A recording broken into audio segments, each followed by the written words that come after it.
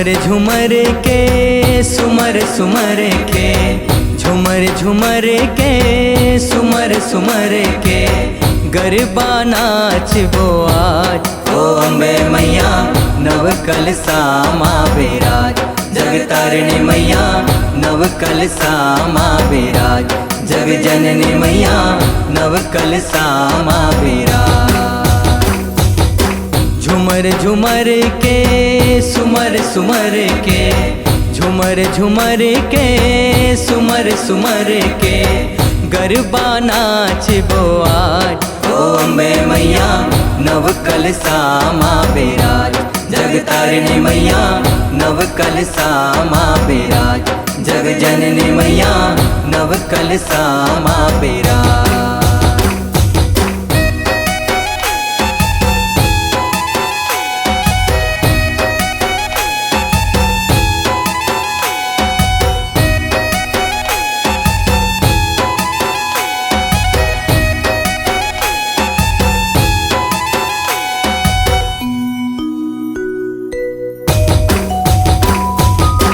कुंवर महीना पाख अंजोरी, दिन एकम है आज। नवग्रह गौरी देवा गणेशा, नव कलसा माँ साज। नव दुर्गा माँ पहली दुर्गा, शैल पुत्री विराज। दूजे दुर्गा ब्रह्मचारिणी, आके बचाओ लाज। तीजे दुर्गा चंद्र घंटा, जेखर घर माँ बाजे घंटा।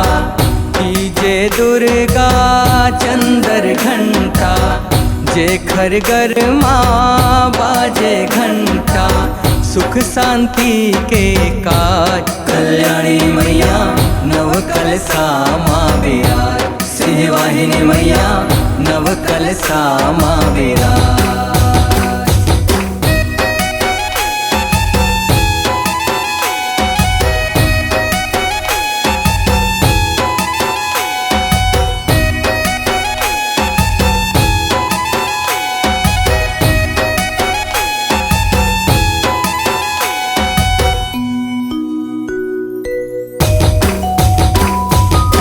चौथे दुर्गा माँ कुसमांडा, करो कलसा माँ बास।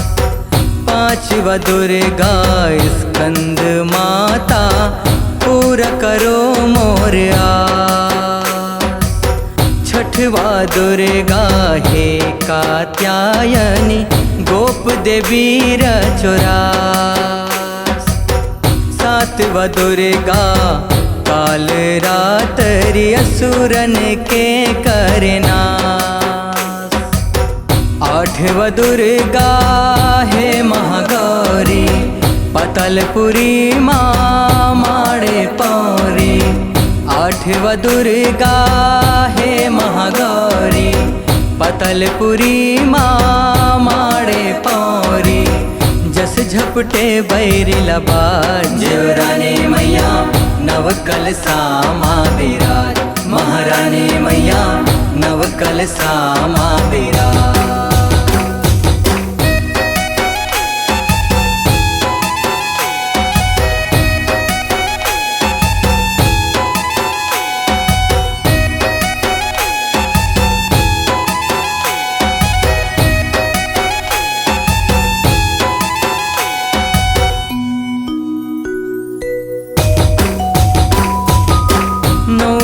दुर्गा सिद्धदात्री, सिद्ध करो मोर का।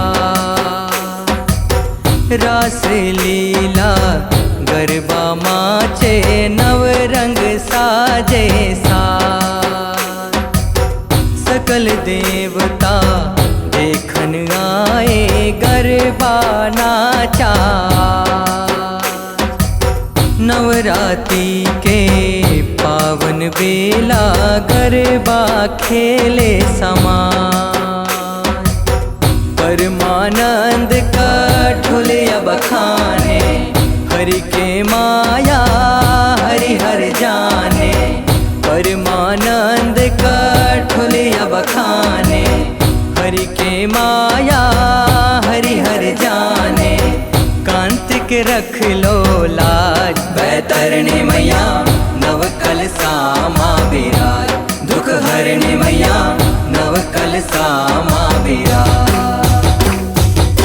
झुमर झुमर के सुमर सुमर के, झुमर झुमर के सुमर सुमर के, गरबा नाचबो आज। ओ अम्बे मैया नव कलसा माँ बिराज, जगतारिणी मैया नव कलसा माँ बिराज, जग जननी मैया नव कलसा माँ बिराज।